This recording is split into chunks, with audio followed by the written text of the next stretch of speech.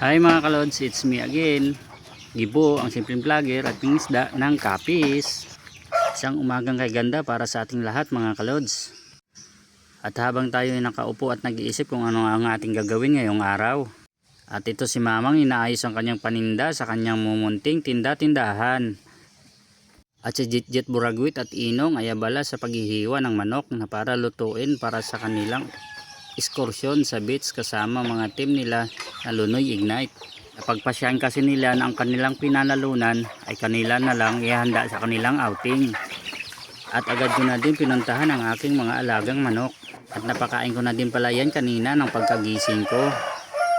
Ikinulong ko pala sila kahapon. Bala ko kasi ngayong araw na ibubukod ko na ang inahin sa kanyang mga sisiw. Nang sa ganon makapangitlog siya ulit at mapaparami ang ating mga alaga.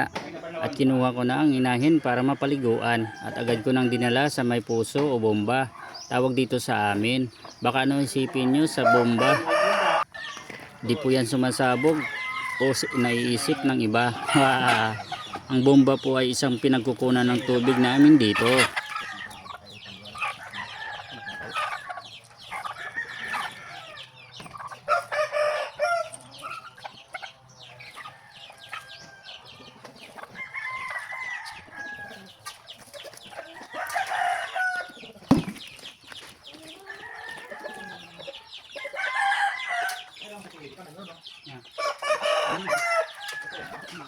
Ito sa may tiyak sa may maganda. Ano na to? Ito ay nakambal isa.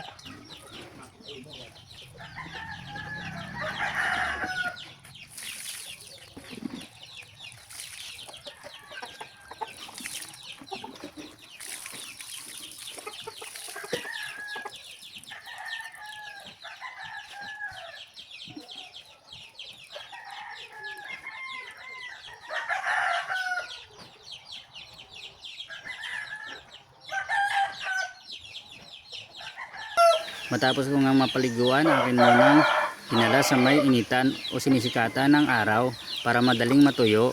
At pag natuyo naman ay akin siyang pakukutuhan. Tawag dito sa amin ganyan, pakutuhan. Sa aming mga manok na lalaki at siya ay papakawalan.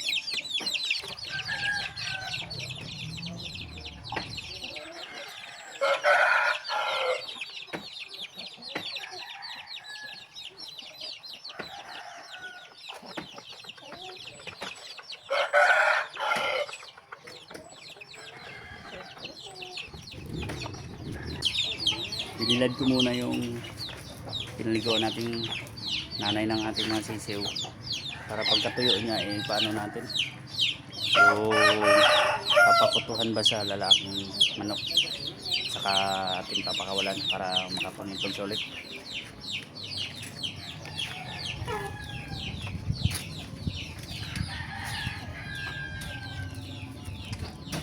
Jitjit Buragwit,